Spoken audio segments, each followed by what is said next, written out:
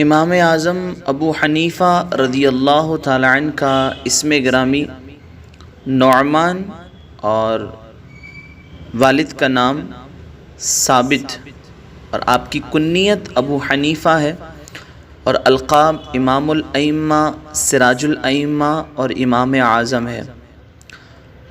آپ رضی اللہ تعالی عنہ شہر کوفہ میں سن 80 ہجری میں پیدا ہوئے اور 150 ہجری میں 70 سال عمر مبارک گزار کر کے آپ نے وفات پائی۔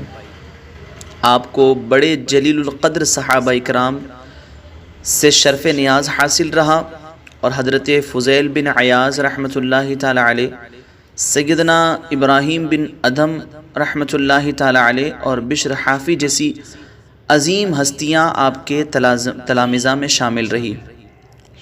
علامہ مفتی احمد یار خان نعیمی علیہ رحمت و رضوان فرماتے ہیں کہ سیدنا امام اعظم ابو حنیفہ رضی اللہ تعالی عنہ کی ذات بابرکات حضور صلی اللہ تعالی علیہ وسلم کا زندہ جاوید معجزہ، امت مصطفیہ کا روشن چراغ، قریباً سارے محدثین اور فقہا کا استاد، دین متین کا مجتہد اول ہے، جن کے فضائل خود نبی کریم صلی اللہ تعالی علیہ وسلم نے بیان فرمایا کہ اگر دین ثریا تارے کے پاس بھی ہوتا تو فارس کا ایک شخص وہاں سے لے آتا۔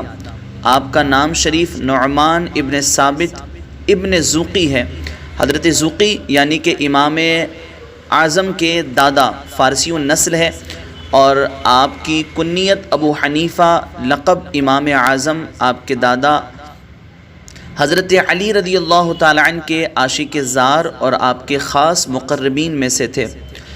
آپ ہی کی محبت میں فارس چھوڑ کر کے کوفہ میں آپ کے پاس قیام کیا۔ حضرت زوقی اپنے بچے ثابت کو لے کر کے دعا کے لیے حضرت علی رضی اللہ تعالی عنہ کے پاس لائے۔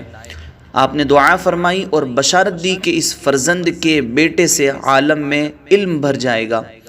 امام اعظم کی پیدائش کوفہ شہر 80 ہجری میں ہوئی، یعنی کہ تمام ائمہ مجتہدین سے پہلے 70 سال عمر شریف پا کر کے 150 ہجری میں بغداد میں آپ نے وفات پائی اور بغداد کے قبرستان میں آپ دفن ہوئے۔ آپ کی قبر شریف زیارت گاہ خاص و عام ہے۔ امام شافعی فرماتے ہیں کہ آپ کی قبر قبول دعا کے لیے اکثیر ہے۔ آپ نے بہت صحابہ کا زمانہ پایا، جن میں سے 4 صحابہ سے ملاقات ہوئی: حضرت انس بن مالک، عبداللہ ابن ابی اوفا، سہل ابن سعد ساعدی، ابو طفیل عامر ابن واصلہ۔ آپ حضرت حماد کے شاگرد اور حضرت امام جعفر صادق کے تلمیذ خاص ہیں کہ 2 سال تک آپ کی صحبت میں رہے، جلیل القدر تابعی ہیں۔ آپ اسلام کے سب سے پہلے مجتہد اعظم ہیں۔ آپ کا مذہب دنیا میں بہت پھیلا۔ سارے جنتیوں میں 2/3 جنتی حضور کی امت ہے اور سارے مسلمانوں میں 2/3 مومن حنفی ہیں۔ اکثر اولیاء حنفی ہوئے۔ 40 سال عشاء کے وضو سے فجر کی نماز آپ نے پڑھی ہے۔ ہر شب پورا قرآن 1 رکعت میں آپ ختم فرما دیا کرتے تھے۔ شب میں آپ کے رونے کی آواز گھر سے باہر سنی جاتی تھی۔ آپ کی وفات کے وقت 7000 قرآن ختم ہوئے۔ سارے محدثین اور فقہا بالواسطہ یا بلا واسطہ امام اعظم ابو حنیفہ رضی اللہ تعالی عنہ کے شاگرد ہیں۔ سیدنا امام اعظم ابو حنیفہ رضی اللہ تعالی عنہ کی تعلیم آپ نے اپنے استاد حماد ابن ابی سلیمان سے حاصل کی۔ آپ کے اساتذہ کا سب سے پہلا طبقہ صحابہ اکرام کا ہے۔ آپ اس اعتبار سے منفرد ہیں کہ آپ تابعی ہیں۔ آپ نے صحابہ اکرام رضی اللہ تعالی عنہم سے علم حدیث حاصل کیا۔ آپ کے علاوہ امام مالک سمیت ائمہ حدیث اور ائمہ فقہ میں کوئی امام بھی تابعی نہیں ہے۔ آپ نے صحابہ اکرام رضی اللہ تعالی عنہم کی براہ راست زیارت کی اور ان سے احادیث نبوی سماع کیا۔ سیدنا امام اعظم ابو حنیفہ رضی اللہ تعالی عنہ نے علم حدیث کے حصول کے لیے 3 مقامات کا بطور خاص سفر کیا۔ آپ نے علم حدیث سب سے پہلے کوفہ میں حاصل کیا، کیونکہ آپ کوفہ کے رہنے والے تھے اور کوفہ علم حدیث کا بہت بڑا مرکز تھا، یعنی کہ آپ علم حدیث کے گھر میں پیدا ہوئے اور وہیں پڑھا کوفہ کے سب سے بڑے علم کے وارث امام اعظم ابو حنیفہ خود بنے۔ دوسرا مقام حرمین شریفین کا تھا جہاں آپ نے احادیث اخذ کی، اور تیسرا مقام بصرہ تھا، اور امام اعظم ابو حنیفہ رضی اللہ تعالی عنہ نے تقریباً 4000 اساتذہ سے علم حاصل کیا۔ سیدنا امام اعظم ابو حنیفہ رضی اللہ تعالی عنہ نے جب تحصیل علم سے فراغت حاصل کر لی تو گوشہ نشینی کی نیت آپ نے فرما لی۔ ایک رات نبی کریم صلی اللہ تعالی علیہ وسلم کی خواب میں زیارت ہوئی۔ آپ نے ارشاد فرمایا، اے ابو حنیفہ، اللہ تعالیٰ نے آپ کو میری سنت زندہ کرنے کے لیے پیدا فرمایا ہے، آپ گوشہ نشینی کی ہرگز نیت نہ کرنا، ہرگز اس کا قصد نہ کرنا۔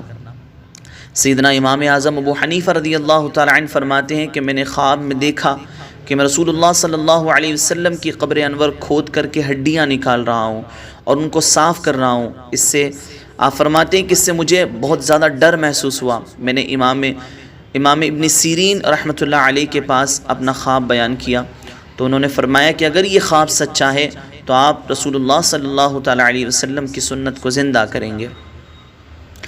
اللہ تبارک و تعالیٰ نے کمال کی خوبیاں امام اعظم ابو حنیفہ رضی اللہ تعالی عنہ کو عطا فرمائی تھی۔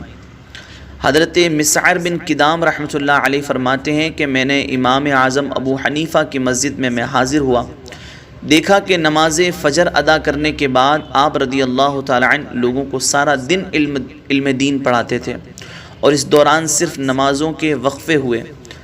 بعد نماز عشاء آپ رضی اللہ تعالی عنہ اپنی دولت خانہ پر تشریف لے گئے، اور تھوڑی ہی دیر کے بعد سادہ لباس میں ملبوس ہو کر کے خوب عطر لگا کر کے فضائیں مہکاتے ہوئے اپنی نورانی چہرے کو چمکاتے ہوئے پھر مسجد کے کونے میں آ کر کے آپ نوافل میں مشغول ہو گئے، یہاں تک کہ صبح صادق ہو گئی۔ اب در دولت پر تشریف لے گئے اور لباس تبدیل کر کے واپس آئے، اور نماز فجر با جماعت ادا کرنے کے بعد گزشتہ کل کی طرح عشاء تک سلسلہ درس و تدریس جاری رہا۔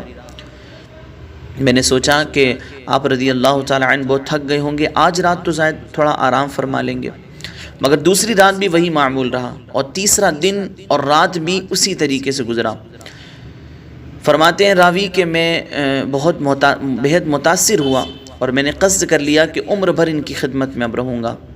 اور پھر اس کے بعد آپ فرماتے ہیں کہ میں نے ان کی مسجد میں ہی مستقل قیام اختیار کر لیا، اور میں نے اپنی مدت قیام میں امام اعظم ابو حنیفہ رضی اللہ تعالی عنہ کو دن میں کبھی بے روزہ اور رات کو کبھی عبادت اور نوافل سے غافل نہیں دیکھا۔ البتہ ظہر سے قبل آپ تھوڑا آرام کر لیا کرتے تھے۔ سیدنا امام اعظم ابو حنیفہ رضی اللہ تعالی عنہ بڑے عابد و زاہد، عارف باللہ، خوف خدا رکھنے والے اور اپنے علم سے رضائے الہی چاہنے والے تھے۔ آپ کی عبادت و ریاضت کا اندازہ اس روایت سے لگایا جا سکتا ہے کہ حضرت عبداللہ بن مبارک رحمۃ اللہ تعالی علیہ فرماتے ہیں کہ سیدنا امام اعظم ابو حنیفہ رضی اللہ تعالی عنہ صاحب مروت اور کثرت سے عبادت کرنے والے تھے۔ حضرت حماد بن ابو سلیمان رحمۃ اللہ علیہ سے مروی ہے کہ سیدنا امام اعظم ابو حنیفہ ساری رات عبادت کیا کرتے تھے۔ آپ رضی اللہ تعالی عنہ پہلے آدھی رات عبادت کیا کرتے تھے۔ ایک دن راستے سے گزرے کہ کسی کو یہ کہتے ہوئے سنا کہ یہ ساری رات عبادت کرتے ہیں، بس اس کے بعد سے پوری رات عبادت کرنے لگے۔ فرماتے ہیں کہ مجھے اللہ سے حیا آتی ہے کہ میرے بارے میں اس کی عبادت کے متعلق ایسی بات کہی جائے جو مجھ میں نہ ہو۔ آپ رات بھر عبادت کرتے تھے، بار بار حضور الہی میں عرض کرتے، اگر روز قیامت ابو حنیفہ کی بخشش ہو گئی تو بڑے تعجب کی بات ہوگی۔ یہ جملہ کہہ کر کے غش کھا کر کے آپ گر جایا کرتے تھے۔ جب ہوش میں آتے پھر یہی جملہ دہراتے تھے، اور زارو قطار آپ روتے تھے۔ کبھی رات گھنٹوں اپنی داڑھی مبارک ہاتھ میں پکڑ کر کے زارو قطار روتے اور عرض کرتے، مولا اپنے مجرم کو معاف کر دے۔ آپ عشق حقیقی لذت اور حلاوت کے لیے دیگر اکابرین کے علاوہ حضرت بہلول مجذوب رحمۃ اللہ علیہ کی خدمت میں بھی حاضر رہا کرتے تھے۔ آپ 300 نوافل ہر رات میں پڑھا کرتے تھے۔ ایک دن جو ہے راستے میں آپ کا گزر ہوا کہ کسی عورت نے دوسری عورت سے اشارہ کر کے بتایا کہ یہ شخص رات میں 500 نفل پڑھتا ہے۔ آپ نے ان کی گفتگو سن لی تھی، پھر اسی رات سے آپ 500 نفل پڑھنا شروع کر دیا آپ نے۔ ایک دن راستے میں کسی نے کہہ دیا کہ یہ ہر رات 1000 نفل پڑھتے ہیں اور ساری رات عبادت کرتے ہیں، بیدار رہتے ہیں۔ تو اسی رات سے آپ نے 1000 نفل کا معمول بنا لیا اور فرمایا کہ آج سے عمر بھر پوری رات بیدار رہا کروں گا۔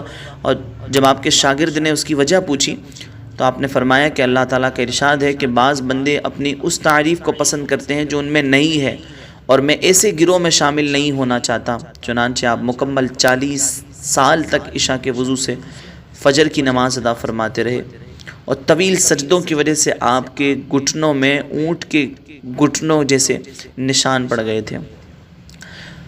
مفتی امجد علی اعظمی رحمۃ اللہ تعالیٰ علیہ بیان فرماتے ہیں کہ امام اعظم ابو حنیفہ رضی اللہ تعالیٰ عنہ رمضان المبارک میں 61 بار قرآن ختم کیا کرتے تھے، 30 دن میں اور 30 رات میں اور ایک تراویح میں۔ آپ رضی اللہ تعالیٰ عنہ نے 45 برس عشاء کے وضو سے فجر کی نماز ادا فرمائی ہے۔ سید اعلیٰ حضرت امام احمد رضا خان فاضل بریلوی علیہ رحمۃ و رضوان تحریر فرماتے ہیں کہ امام الائمہ سیدنا امام اعظم ابو حنیفہ رضی اللہ تعالیٰ عنہ نے 30 برس کامل ہر رات ایک رکعت میں قرآن کریم ختم فرمایا۔ سیدنا امام اعظم ابو حنیفہ رضی اللہ تعالیٰ عنہ کو جو خوبیاں اللہ تعالیٰ نے عطا فرمائیں، سیدنا امام اعظم ابو حنیفہ کے ایک شاگرد نے بتایا کہ کسی نے استاد صاحب سے کہا کہ خلیفہ ابو جعفر منصور نے آپ کے لیے 10,000 درہم کا حکم فرمایا ہے۔ راوی کہتے ہیں کہ اس پر آپ نے ناپسندگی کا اظہار کیا۔ پھر جب وہ دن آیا جس میں مال دیا جانا تھا تو آپ نے نماز فجر ادا کی، پھر کپڑے سے اپنا منہ چھپا لیا اور کوئی بات نہیں کی۔ حسن بن قحطبہ کا قاصد مال لے کر کے آیا تو سیدنا امام اعظم ابو حنیفہ نے اس سے بھی کوئی بات نہیں کی۔ حاضرین میں سے کسی نے کہا کہ ہم سے بھی یہ اسی طریقے سے بات کرتے ہیں، یعنی ان کی عادت ہے۔ پھر مال لانے والے نے تھیلی کہا کہ اس تھیلی کو گھر کے کونے میں رکھ دو۔ اس کے بعد آپ رضی اللہ تعالیٰ عنہ نے اپنے گھر کے سامان کی وصیت فرمائی اور بیٹے سے کہا کہ جب میرا انتقال ہو جائے مجھے دفن کر چلو تو یہ تھیلی حسن کو دے آنا اور کہنا کہ تمہاری امانت جو تم نے ابو حنیفہ کے پاس رکھی تھی۔ آپ کے صاحبزادے بیان کرتے ہیں کہ میں نے ایسا ہی کیا۔ تو حسن نے کہا کہ تمہارے والد پر اللہ کی رحمت ہو، بے شک وہ اپنے دین کے معاملے میں بڑے حریص تھے۔ سیدنا امام اعظم ابو حنیفہ رضی اللہ تعالی عنہ ہر شبہ والی چیز سے مکمل اجتناب فرماتے تھے۔ آپ رضی اللہ تعالی عنہ کے شریک تجارت سیدنا حفص بن عبد الرحمن رحمۃ اللہ تعالی علیہ فرماتے ہیں کہ سیدنا امام اعظم ابو حنیفہ رضی اللہ تعالی عنہ میرے ساتھ تجارت کرتے تھے اور مجھے مال تجارت بھیجتے ہوئے فرمایا کرتے تھے کہ اے حفص، فلاں کپڑے میں کچھ عیب ہے، جب تم اسے فروخت کرو تو عیب بیان کر دینا۔ سیدنا حفص نے ایک مرتبہ مال تجارت فروخت کیا اور بیچتے وقت عیب بتانا بھول گئے۔ جب امام اعظم ابو حنیفہ کو علم ہوا تو آپ رضی اللہ تعالی عنہ نے تمام کپڑوں کی قیمت کو صدقہ کر دی۔ یہ آپ کا تقویٰ تھا۔ اس کے علاوہ بھی بہت سارے واقعات ہمیں سیدنا امام اعظم ابو حنیفہ رضی اللہ تعالی عنہ کے تعلق سے ملتے ہیں کہ ایک مقروض نے شرمندگی کی وجہ سے آپ سے چہرہ پھیر لیا تھا۔ جب آپ کو معلوم ہوا تو آپ نے اپنا پورا قرض ہی معاف فرما دیا، اور وہ 10,000 درہم تھے، کم نہیں تھے، 10,000 درہم تھے۔ اس شخص نے جب کہا کہ 10,000 درہم مجھے کافی عرصہ گزر چکا ہے، میں تنگ دست ہوں، میں شرماتا ہوں، تو سیدنا امام اعظم ابو حنیفہ نے اس وقت فرمایا تھا کہ میری وجہ سے تمہاری یہ حالت ہے، جاؤ میں نے تمہارا سارا قرض معاف کر دیا، اور میں نے اپنے آپ کو، اپنے نفس کو گواہ کیا، اب آئندہ مجھ سے منہ نہ چھپانا، اور سنو جو خوف تمہارے دل میں میری وجہ سے پیدا ہوا ہے مجھے بھی معاف کر دو۔ سبحان اللہ۔ امام فخر الدین رازی رحمۃ اللہ تعالی علیہ لکھتے ہیں کہ ایک مجوسی امام اعظم ابو حنیفہ کا کچھ مال قرض تھا اس پر۔ آپ رضی اللہ تعالیٰ عنہ اپنے قرض کی وصولی کے لیے اس مجوسی کے گھر تشریف لے گئے۔ جب اس کے گھر کے دروازے پر پہنچے تو اتفاق سے آپ رضی اللہ تعالیٰ عنہ کے جوتے پر نجاست لگ گئی۔ آپ رضی اللہ تعالیٰ عنہ نے نجاست چھڑانے کی غرض سے اپنے جوتے کو جھاڑا تو آپ رضی اللہ تعالیٰ عنہ کے اس عمل کی وجہ سے کچھ نجاست اڑ کر کے مجوسی کی دیوار کو لگ گئی۔ یہ دیکھ کر آپ پریشان ہو گئے اور فرمایا اگر میں نجاست کو ایسے ہی رہنے دوں تو اس سے مجوسی کی دیوار خراب ہو رہی ہے، اور اگر میں اسے صاف کرتا ہوں تو دیوار کی مٹی بھی اکھڑے گی۔ اسی پریشانی کے عالم میں آپ رضی اللہ تعالیٰ عنہ نے دروازہ بجایا تو ایک لونڈی باہر نکلی۔ آپ رضی اللہ تعالیٰ عنہ نے اس سے فرمایا اپنے مالک سے کہو کہ ابو حنیفہ دروازے پر موجود ہے۔ وہ مجوسی آپ رضی اللہ تعالیٰ عنہ کے پاس آیا اور اس نے یہ گمان کیا کہ آپ اپنے قرض کا مطالبہ کریں گے، اس لیے اس نے آتے ہی ٹال مٹول کرنا شروع کر دی۔ امام اعظم ابو حنیفہ نے فرمایا مجھے یہاں تو قرض سے بھی بڑا معاملہ درپیش ہے۔ پھر آپ رضی اللہ تعالیٰ عنہ نے دیوان پر نجاست لگنے کا واقعہ پورا بتایا اور پوچھا اب دیوار صاف کرنے کی کیا صورت ہے؟ یہ سن کر مجوسی نے کہا کہ میں ابتدا اپنے آپ کو پاک کرنے سے کرتا ہوں، اور اس مجوسی نے اسی وقت اسلام قبول کر لیا۔ اللہ تبارک و تعالیٰ سیدنا امام اعظم ابو حنیفہ رضی اللہ تعالیٰ عنہ کا صدقہ ہم سب کو بھی عطا فرمائے۔